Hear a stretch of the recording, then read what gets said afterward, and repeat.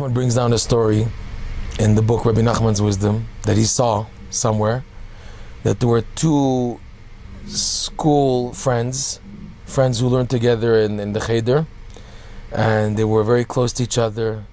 They very much liked each other, and they were very close. And one day, one of the boys saw the other boy do a sin, do an avera.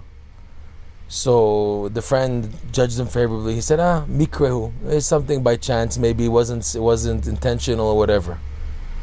But then he saw him again do a much more severe sin, and he said, that's it, I'm not his friend anymore. After seeing what he did, they separated. Fine. After many years passed, they both grew up, and they both had to begin to supporting themselves, to start a business, to survive and to support themselves and their families. They got married, etc. So the one who was quote unquote more religious, he began to have a very, very difficult time in making finances and making ends meet, and he was struggling and toiling and struggling. Whereas the other guy, the one who did the averot, he began to prosper and do well and succeed. And the other boy who grew up now, who saw his friend doing the sin, he had a type of a grudge, and he felt it was a total injustice on part of Hashem. I saw him do a sin. Hashem, like he said to himself, how could you do this? You know, you're giving him such success and everything. I saw himself do a major sin, and I'm suffering here, I'm toiling. And he kept it inside of himself, but it bothered him. Then once he dreamt, and he saw in his dream, there were people, whoever, angels, whatever you want to call them, they were carrying tons and tons of money, ma'ot. And they passed by him, and they told the guy who's having the dream, the one who saw the other boy who did the sin, they said to him in the dream, don't touch this money. This money belongs to so-and-so, the other boy, the one who's very wealthy now, this is his money.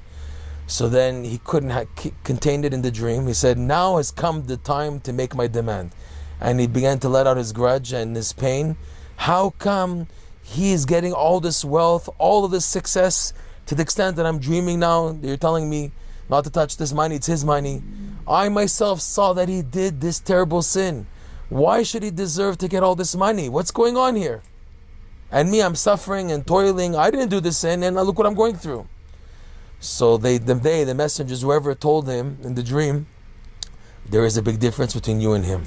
It's true that you saw him do this major sin, but since he got married and since he became independent and not dependent on his father and his parents, and he began to work and everything, he fixed time for Torah study, as opposed to you, where you took away time from your Torah study in order to sustain yourself.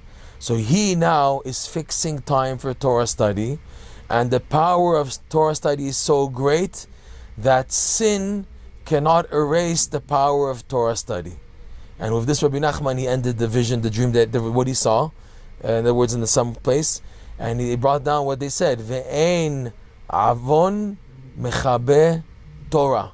Sin cannot erase Torah. That means if a person is the biggest sinner, but he sets him aside to Torah study, this is so powerful that the damage caused by this sin cannot erase the Torah.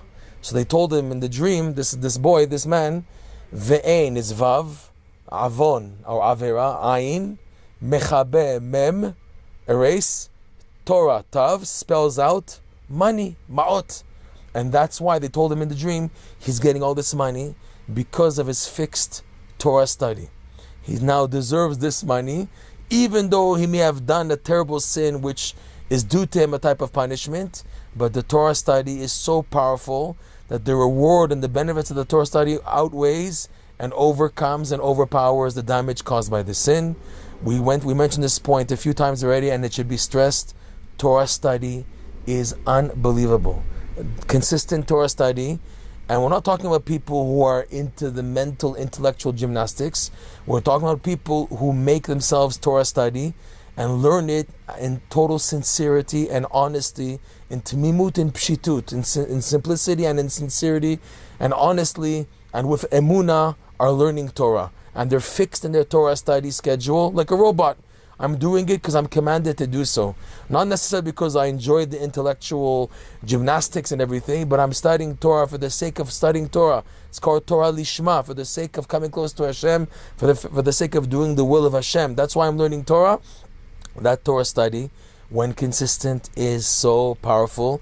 It can help lift a person out of all the guk and the muck and the mud and everything that he has been trapped in his life. Torah study has such a power of purity, like Bilam in his blessings to the Jewish people, right? Ma tovu ohalecha Yaakov, and he says kinichalim nitayu, like rivers that are spreading. And the Rashi brings down the Midrash, just like a river purifies, cleans a person from all the dirt on him, so too the Torah, even the worst person, the worst sinner, the worst whatever you want to call it, if he sticks to Torah study, it has such a power to cleanse. And in the context of what we spoke about today, the ma'ot, the ein avera mechabe Torah, that sin cannot erase the power of Torah, and the benefit in this case was osher, wealth, like in the story of this man with the other guy, his friend, in this dream.